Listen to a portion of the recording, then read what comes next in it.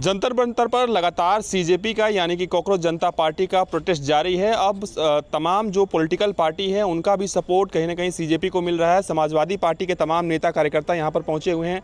आप लोग कहां से आए हैं? उत्तर प्रदेश से आए हैं आप लोग? मैं डिस्ट्रिक्ट बागपत से हूं, पास ही में एनसीआर का क्षेत्र है।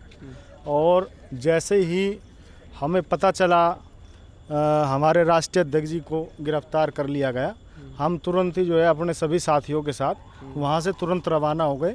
हालांकि जैसे ही हम दिल्ली में एंट्री हमने की थी, उसी दौरान जो है हमें ये खबर मिल गई कि उनकी जो है रिहाई होगी, तो इसीलिए हम आए थे। उसके बाद हम जंतर मंतर पे आए और मैं जंतर मंतर पे लगातार जो है प्रतिदिन मैं जो है यहाँ आता हूँ अपने सभी साथियों के साथ, और इनके साथ समाजवादी पार्टी और पूरा विपक्ष जो है आज के टाइम में पूरा जो है भारत के युवाओं के लिए, भारत के युवाओं के भविष्य के लिए और भारत के भविष्य के लिए उनके साथ खड़ा हुआ है। आप डेली आते हैं यहाँ पे? मैं डेली आता हूँ। तो आज क्या बातचीत हुई छात्रों से? छात्र क्या कह रहे हैं? जो आश्वासन लगातार दिया जा रहा है सरकार की ओर से। मैं ये कहूँगा कि लगी थी आग जब मेरे घर में, तो पड़ोसी ने ये कहा, वाह क्या आग सुहानी है, क्या आग सुनहरी है। स्थिति देश की ये है कि अगर पड़ोसी के घर में आग लग रही तो पड़ोसी जो है उसकी मदद करने के लिए तैयार नहीं था, और तैयार नहीं था तब आज ये स्थिति देश की हुई है। लेकिन अब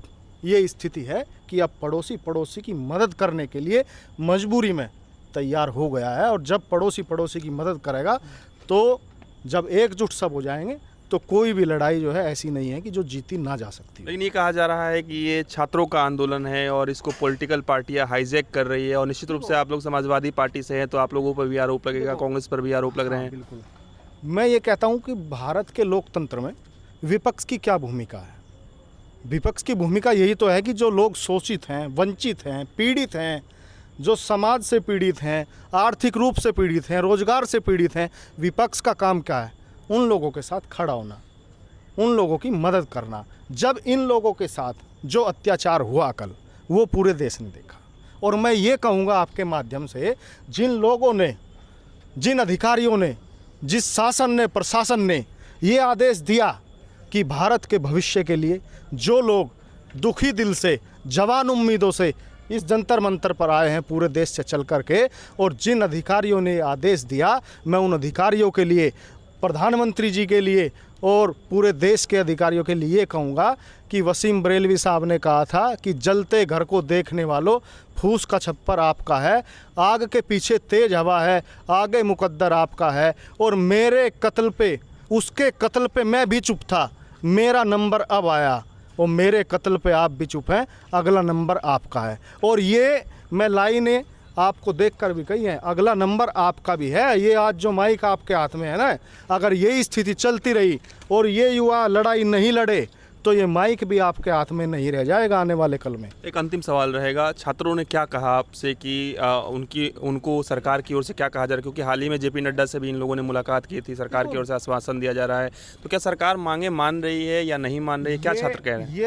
ये तो वही लोग बता पाएंगे कि उनकी जेपी नड्डा जी से क्या बात हुई।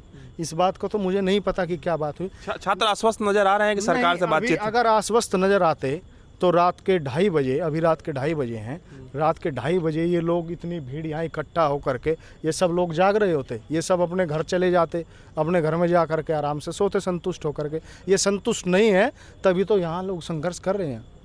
बिल्कुल। तो तमाम जो समाजवादी पार्टी के नेता हैं वो यहाँ पर जंतर मंतर पर पहुँचे हुए हैं, और करीब 2 से 2:30 बजे का वक्त है, और छात्रों के साथ जो है वो समाजवादी पार्टी खड़ी है, ऐसा इनका कहना है। न्यूज़ लीडर के लिए मैं पीयूष तिवारी, नई दिल्ली।